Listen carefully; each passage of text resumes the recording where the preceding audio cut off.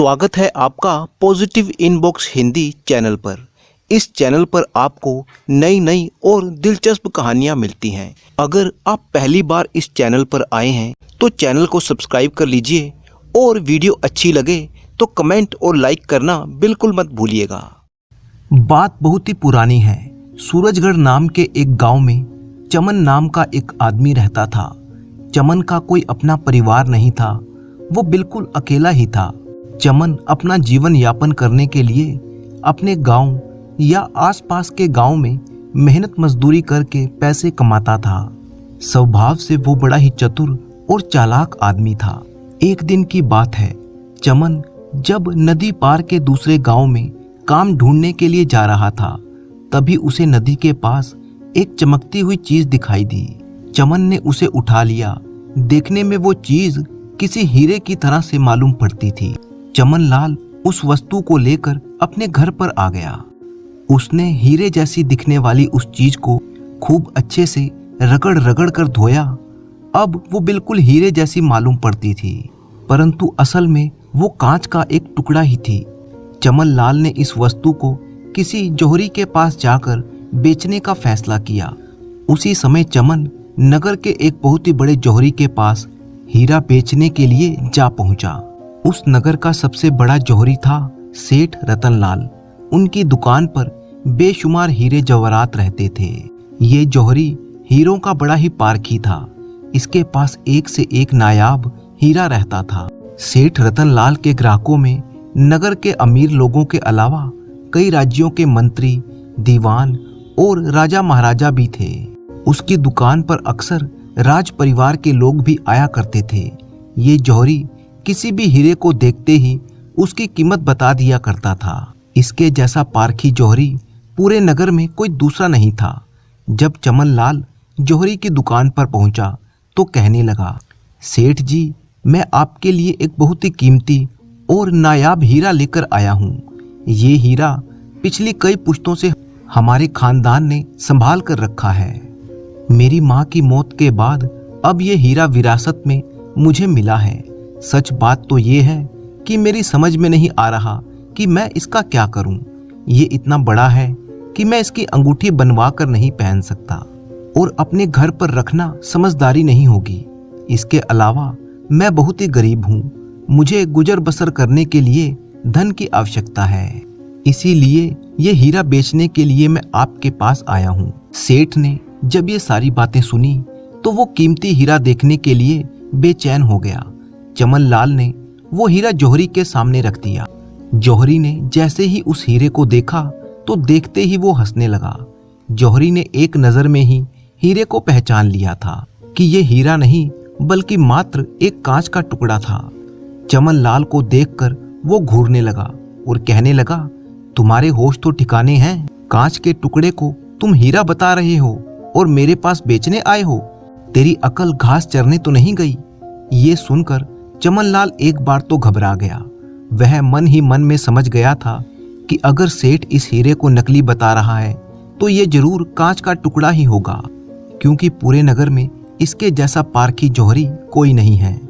फिर भी चमन लाल ऐसा बर्ताव करने लगा जैसे उस पर कोई झूठा इल्जाम लगाया गया हो। कहने लगा, अरे सेठ जी, मैं कसम खाकर कहता हूँ, सचमुच ये एक बहुत ही बेशकीमती हीरा है जो मेरे परदादा ने मेरे दादा को दिया, मेरे दादा ने मेरे पिताजी को और मेरे पिताजी ने मरते हुए मेरी माँ को दिया था। इस खानदानी निशानी को हमने बरसों तक संभाल कर रखा है। मेरे घरेलू हालात इस समय खराब हैं, इसीलिए मैं इस अनमोल हीरे को मजबूरी में बेच रहा हूँ। और मैं कौन सा कहता हूँ कि आप ही इस हीरे को मुझसे खरीद लीजिए। आपकी दुकान पर तरह तरह के ग्राहक आते रहते हैं। आप इस हीरे को अपने पास रख लीजिए। जब भी किसी ग्राहक को पसंद आए तो इसे बेचकर कीमत मुझे दे दीजिएगा। समय की कोई पाबंदी नहीं है। 1 महीने, 2 महीने, 4 महीने, 6 महीने, जब भी हीरा बिके मैं तब आकर पैसे ले जाऊंगा। क्या आप मेरे लिए इतना भी नहीं कर सकते? चमन लाल की बातें सुनकर जौहरी सोच में पड़ गया और फिर कुछ विचार करने के बाद उसने वो नकली हीरा अपने पास रख लिया और कहने लगा, अच्छा ठीक है, मैं इसे रख लेता हूँ, लेकिन ये तो बताओ कि इस हीरे को कितनी कीमत पर बेचूं? चमन लाल फौरन कहने लगा, कम से कम 10,000। जौहरी एक बार फिर से हंसने लगा और कहने लगा, अरे भाई, तुम्हारा ये हीरा 10,000 में कभी नहीं बिकेगा। खैर कोई बात नहीं, मैं तुमसे पक्का वायदा तो नहीं करता, लेकिन इस हीरे को मेरे पास छोड़ जाओ। अगर किसी ने ये मुझसे खरीद लिया तो मैं तुम्हें इसके पैसे दे दूंगा। चमन लाल ने वो हीरा सेठ के हवाले कर दिया और अपने गांव वापस लौट गया। 3 महीने गुजर गए, लेकिन चमन लाल का वो हीरा जौहरी के पास वैसे का वैसे ही पड़ा रहा। एक दिन किसी राजकुमारी का सेवक जौहरी की दुकान में आया और कहने लगा कि वो अपने राज्य की राजकुमारी के कहने पर एक बहुत ही बेशकीमती हीरा खरीदने के लिए यहाँ पर आया है। राजकुमारी मोतियों की माला में हीरे को पिरोकर अपनी किसी सहेली को उपहार में देना चाहती है। अब क्योंकि पूरे नगर में तुम्हारे जैसा बड़ा और समझदार जौहरी कोई नहीं है, इसीलिए मैं सबसे पहले तुम्हारे पास आया हूँ। अपनी प्रशंसा सुनकर सेठ बहुत ही खुश हुआ। उसने राज दरबार के उस सेवक की खूब खातिरदारी की और फिर एक से एक बेशकीमती हीरा उसे दिखाने लगा। वो आदमी बड़े ही ध्यान से हीरों को देखता रहा और वाह वाह करता रहा, मगर अपने मतलब की कोई भी चीज उसे नजर नहीं आई। कोई हीरा महंगा था तो उसका आकार ठीक नहीं था। अगर किसी हीरे का आकार ठीक होता तो देखने में उसे पसंद नहीं आता। जो हीरा उसे पसंद आता तो उसकी कीमत बहुत ही कम होती।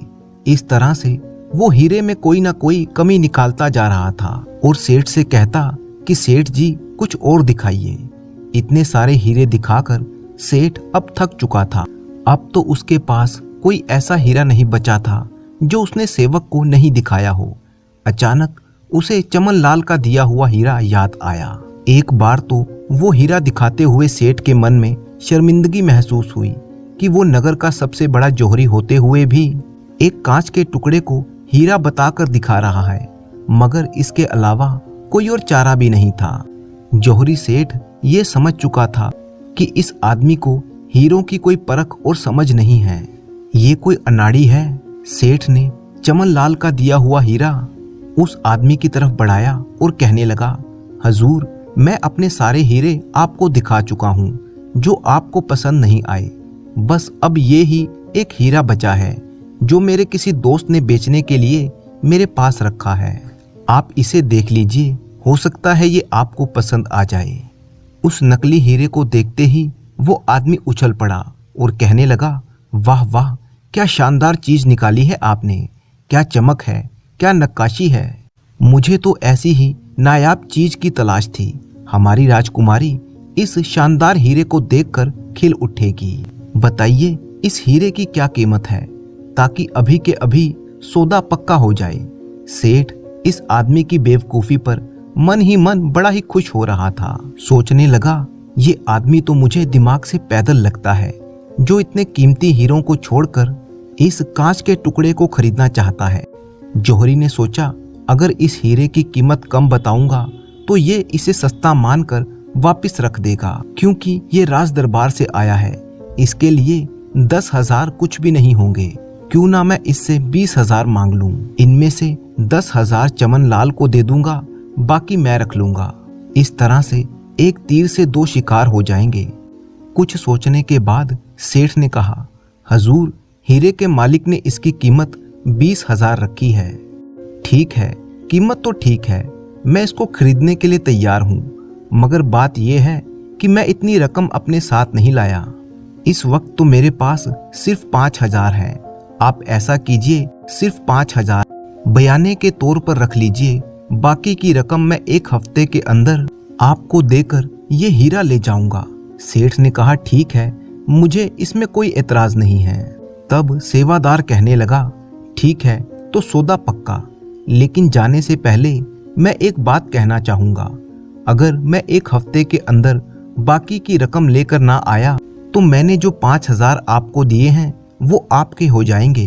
परंतु अगर आपने इस 1 हफ्ते के अंदर इस हीरे को किसी और को बेच दिया तो आपको मुझे 5,000 मेरे और 5,000 जुर्माने के तौर पर, यानी 10,000 वापस करने होंगे, क्योंकि मैं ये हीरा राजकुमारी के लिए ले रहा हूँ और मैं नहीं चाहता कि इसमें किसी भी तरह की कोई उलझन पैदा हो।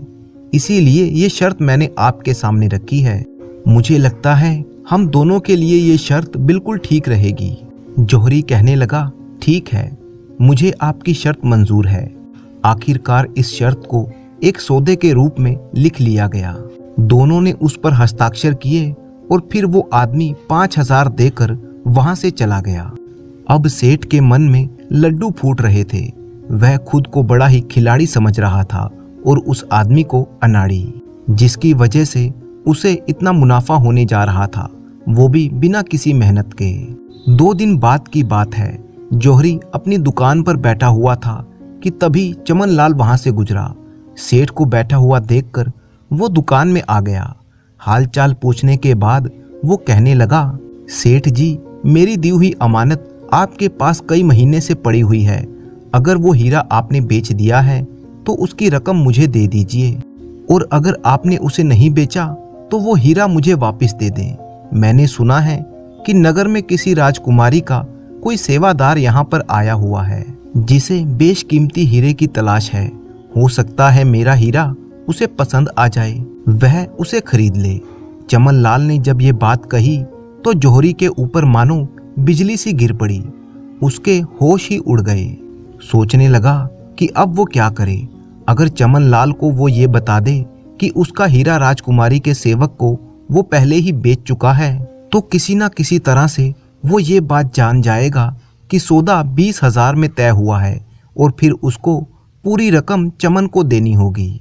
और अगर मैंने पूरी रकम इसे नहीं दी तो ये शहर में उसकी बदनामी कर सकता है। इस तरह से मेरी बरसों की इज्जत मिट्टी में मिल जाएगी और फिर मेरे पास कोई हीरे खरीदने के लिए नहीं आएगा। अगर उसने चमन लाल को उसका हीरा वापस दे दिया तो राजकुमारी के सेवादार को 10,000 जुर्माने के तौर पर देने पड़ेंगे। अच्छी तरह से सोचने के बाद जौहरी ने इस मुश्किल से निकलने की एक तरकीब निकाली और कहने लगा, भाई, मुझे तुम्हारा हीरा परखने में कुछ गलती हो गई थी। जब बाद में मैंने तुम्हारे हीरे को देखा तो सचमुच वो बहुत ही कीमती है, इसीलिए अब मैं तुम्हारा हीरा खरीदना चाहता हूँ। ये सुनकर चमन लाल खुशी से उछल पड़ा। क्या सचमुच तुम उस हीरे को खरीदना चाहते हो? लेकिन तुम तो उस हीरे को कांच का टुकड़ा बता रहे थे। अरे भाई, मुझे कुछ गलतफहमी हो गई थी, लेकिन अब बात मेरी समझ में आ चुकी है। अच्छा, तो अब मेरे उस हीरे की क्या कीमत दोगे तुम? वही जो तुम मांग रहे थे, यानी 10,000। लेकिन एक बार सोच लो, बाद में किसी से ये मत कहना कि सेठ ने तुम्हें लूट लिया। नहीं नहीं, ऐसी कोई बात नहीं है। मैं अपनी मर्जी से ये हीरा आपको बेच रहा हूँ। ये सुनकर सेठ बहुत ही खुश हुआ। उसने अपनी तिजोरी से 10,000 निकालकर चमन लाल के हाथ पर रख दिए। चमन लाल ने सिक्कों की थैली अपने जेब में रखी और वहां से चलता बना। अब सेठ की समस्या का समाधान हो चुका था। उसे चमन लाल के भोलेपन पर बड़ी ही हैरानी हो रही थी कि किस तरह से सिर्फ 10,000 में वो मान गया। सेठ बहुत ही खुश हो रहा था। अपने भाग्य और बुद्धि पर उसे बड़ा ही गर्व महसूस हो रहा था। इस हीरे को बेचकर होने वाले मुनाफे के बारे में सोचकर सेठ की आंखें चमक रही थीं। इतना धनवान होने के बावजूद भी असल में सेठ बहुत ही लालची था। उसे ज्यादा से ज्यादा धन इकट्ठा करने का लालच था। अब सेठ राजकुमारी के सेवादार के आने का इंतजार करने लगा। उसके द्वारा दी गई 7 दिन की अवधि भी अब पूरी हो चुकी थी, लेकिन सेवादार वापस नहीं आया। जौहरी कुछ दिन और उसका इंतजार करता रहा, लेकिन राजकुमारी के सेवादार को ना तो आना था और ना ही वो वापस आया। हालांकि सेवादार के द्वारा दिए गए 5,000 सेठ के पास आ चुके थे, लेकिन एक मामूली कांच के टुकड़े के लिए चमन लाल को सेठ 10,000 दे चुका था। अब सेठ बहुत ही दुखी था कि उसे बैठे बिठाए 5,000 का घाटा हो चुका था। जब कई महीनों तक सेवादार वापस नहीं आया और ना ही चमन लाल कहीं दिखाई दिया, तो सेठ के मन में आया कि वो कोतवाल के पास जाकर इसकी शिकायत कर दे। परंतु सोचने लगा कि ऐसा करने पर बाजार और नगर में उसकी बदनामी हो जाएगी कि किस प्रकार वो खुद एक नकली हीरा खरीदकर उसे बेचना चाहता था। साथ ही साथ ये बात भी फैल जाएगी कि इतने बड़े और पारखी जौहरी को एक अनपढ़ देहाती बेवकूफ बना गया। इस तरह से उसकी सारी इज्जत और शोहरत मिट्टी में मिल जाएगी। वह अपना मन महसूस कर रह गया। आज तक वो इसी उम्मीद में बैठा है कि शायद वो सेवादार कहीं से आ जाए और उस कांच के टुकड़े के बदले में बाकी धन दे जाए, मगर ऐसा कभी नहीं हुआ। असल में वो सेवादार चमन का ही एक दोस्त था और दोनों ने मिलकर सेठ को मूर्ख बना दिया। तो दोस्तों, कहानी आपको पसंद आई होगी तो इसे लाइक कीजिए, साथ ही साथ कमेंट करना मत भूलिएगा। इसी तरह की दिलचस्प कहानियाँ देखने के लिए चैनल को सब्सक्राइब कर लीजिए।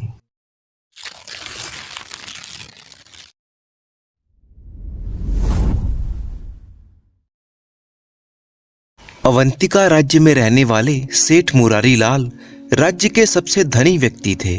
सेठ मुरारी लाल के घर में दर्जनों नौकर चाकर हमेशा उनकी सेवा में हाजिर रहते थे। सेठ जी के घर पर अक्सर ही किसी न किसी कार्यक्रम या उत्सव का आयोजन होता ही रहता था और ऐसे मौकों पर सेठ अपनी धन और वैभव का खूब दिखावा करते थे। ऐसे ही एक समय पर सेठ ने सबके सामने घोषणा करते हुए कहा, अब तो मैं सबसे बड़ा हूँ, मुझसे बड़ा इस राज्य में कोई नहीं है। मुरारी लाल के सब नौकर चाकर और सगे संबंधी उनके मुंह की ओर देख रहे थे। मुरारी लाल वास्तव में ही बहुत धनवान बन गया था। उसके बराबर का धनवान पूरे राज्य में कोई नहीं था। उसकी हवेली भी राजा के महल से कम ना थी। सेठ के अस्तबल में हर नस्ल के घोड़े बंधे हुए थे। शायद राजा के पास भी ऐसी नस्ल के घोड़े नहीं थे। मुरारी लाल के पास जब इतना अधिक धन आ गया तो उसने सोचा कि क्यों ना अपनी हवेली पर एक महाभोज का आयोजन किया जाए, जिसमें राज्य के बड़े बड़े लोगों को बुलाया जाएगा। और क्योंकि राज्य के राजा वीर प्रताप भी उसके अच्छे मित्र हैं, उन्हें भी इस मौके पर बुलाया जाए ताकि वो भी देख लें कि मैं भी किसी राजा से कम नहीं हूँ। मुरारी लाल ने ऐसा ही एक भव्य समारोह अपनी हवेली पर रखा, जिसमें राज्य के बड़े बड़े लोगों के साथ साथ राजा वीर प्रताप को भी बुलाया गया। राजा वीर प्रताप को पूरी शानो शौकत के साथ उस बड़ी हवेली में बिठाया गया, जहां पर राज्य के बड़े बड़े लोग मौजूद थे। वहां पर किसी आम आदमी को आने की आज्ञा नहीं थी। गलती से सेठ मुरारी लाल का नौकर उस कमरे में आकर बैठ गया। जैसे ही सेठ जी ने उसे देखा तो क्रोध से आग बबूला हो गए। उन्होंने झट से जाकर नौकर को गले से पकड़ा और सबके सामने उसे मारने लगे। फिर उसे गालियां देते हुए बोले, निकल जा बदतमीज, बदमाश कहीं के, निकल जा मेरे घर से। नौकर बेचारे का जो अपमान सबके सामने हुआ था, उसे मन ही मन में बहुत ही गुस्सा आ गया।